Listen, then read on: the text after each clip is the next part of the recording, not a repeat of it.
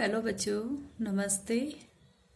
आज हम हिंदी शिक्षण में नाट्य शिक्षण के बारे में पढ़ेंगे। नाटक शिक्षण के बारे में पढ़ेंगे। किसके बारे में? नाटक शिक्षण के बारे में। नाटक शिक्षण। नाटक शिक्षण के बारे में पढ़ने से पहले हम सब ये जानेंगे नाटक होता क्या है। नाटक क्या होता है?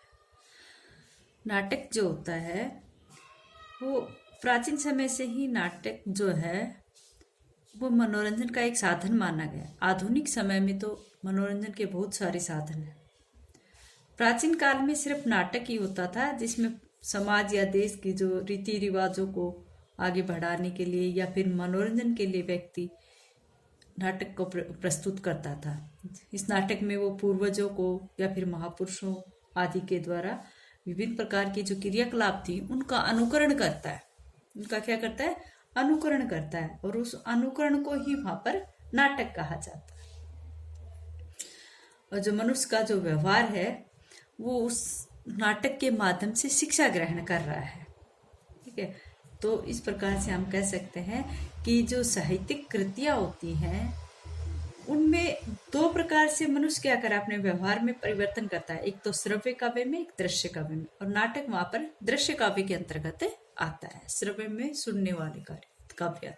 ठीक है, तो नाट्य शिक्षण हम सब जानते हैं कि नाटक जो है वो एक मनोरंजन का साधन माना गया है, जिसमें किसी भी ऐतिहासिक, किसी भी महापुरुष का, किसी भी पूर्वजों का जो विभिन्न क्रियाकलाप थे उनका अनुकरण करके हम शिक्षा ग्रहण करते हैं। ठीक है, तो और शाब्दिक अर्थ में देखें तो नाटक शब्द जो है वो नट धातु से बना है।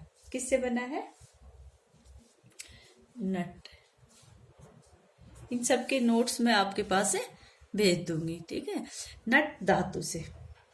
नट धातु जो है उससे बना। और इस नट धातु का अर्थ क्या है? अभिनय।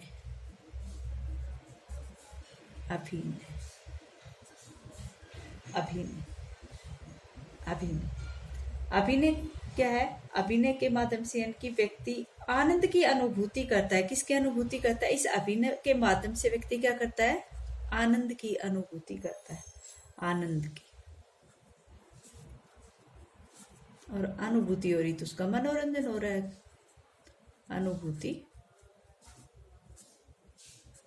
अनुभूति करता है। नट धातु से बना है जिसका अर्थ है अभिनय, और अभिनय के माध्यम से व्यक्ति क्या करता है? आनंद की अनुभूति करता है। ठीक है, एक जर्मन विद्वान था जिनका नाम था पिसेल।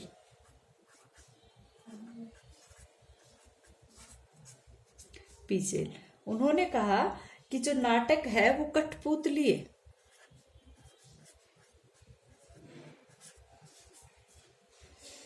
उन्होंने कहा है कि नाटक जो है उसकी उत्पत्ति कठपुतली से हुई है, और कठपुतली जो सूत्रों से यानी कि धागों से के द्वारा नचाई जाती है, उनको नचाने वाले को सूत्रधार कहा जाता है। जो कठपुतली को जो नचाता है उसको सूत्रधार यानी कि सूत्रधार कहा जाता है। और यहाँ सूत्रधार कौन होता है? नट होता है। ठीक है, तो इस प्रकार से हम सब जान सकते हैं कि नाटक शब्द जो है वो नट धातु से बना है, और जिसका अर्थ होता है अभिनय। और उस अभिनय से मानव को क्या होते हैं? आनंद की प्राप्ति होती है। फिर पिसेल महोदय ने क्या कहा है?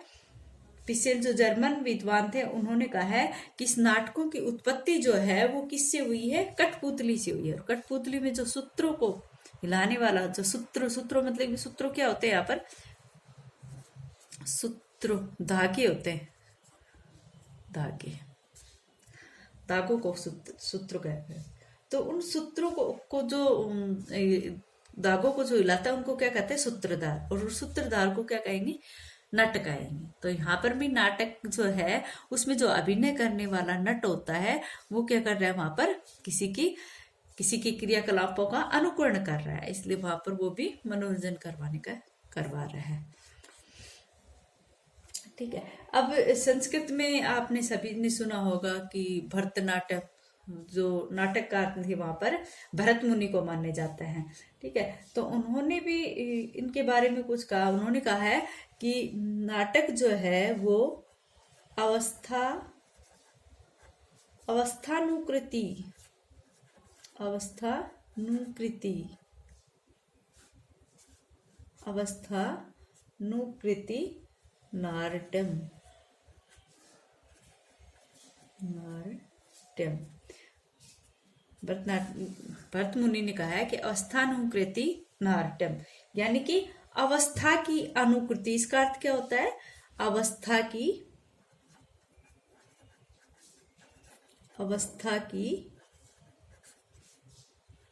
अनुकृति,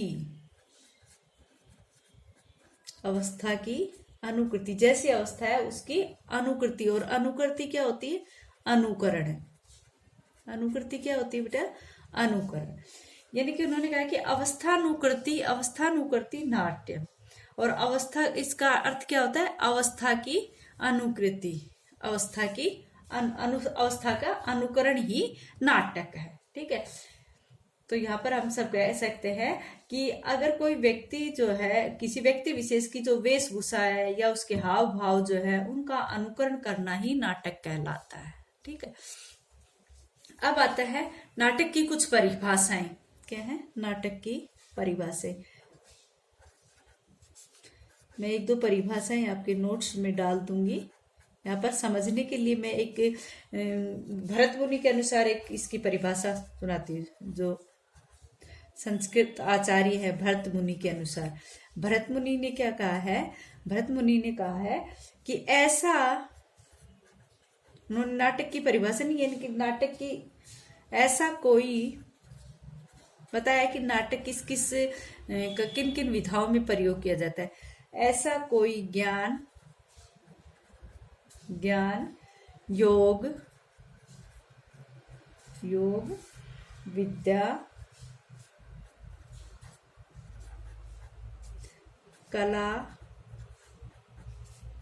व शिल्प नहीं है,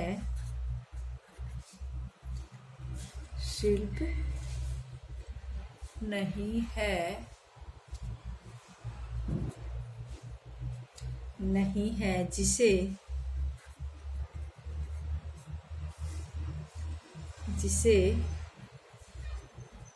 नाटक के माध्यम से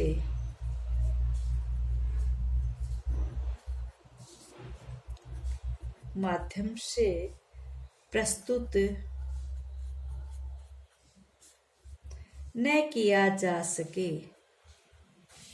ऐसा कोई ज्ञान, योग, विद्या के प्रस्तुत न किया जा सके। उन्होंने कहा है कि ऐसा कोई ज्ञान, योग, विद्या, कला व शिल्प नहीं है जिसे नाटक के माध्यम से प्रस्तुत न किया जा सके। ठीक है, तो ये नाटक की एक प्रकार से उन्होंने नाटक के बारे में अपनी अवधारणा रखी है। ठीक है, और भरत मुनि ने ये भी कहा है कि किसी भी अवस्था, उन्होंने ये भी कहा है कि किसी भी अवस्था के अनुकरण को नाटक कहते हैं। अवस्थानुकृति भी उन्हीं की है। ये जो अवस्थानुकृति नाट्यम, ये भी किसकी परिभाषा है? भरत मुनि की, आचार्य संस्कृत के आचार्य भरत मुनि ने कहा है ये बात भी कि अवस्थानुकृति नाटक, यानी कि किसी भी अवस्था के अनुकरण को नाटक कहा गया है। ठीक है, और यहाँ पर ये परिभाषा भी उन्हीं की है। अब आता है, क्या लिखा है? ये वाली परिभाषा यहाँ पर किसी भी अवस्था की, यानी कि इसको पूरी तरह लिखोगे तो यहाँ तो अवस्था अनुकृति लिखने, यहाँ पर आप लिख सकते हो कि किसी भी अवस्था के अनुकरण को, किसी भी अवस्था के अनुकरण को नाटक कहते हैं।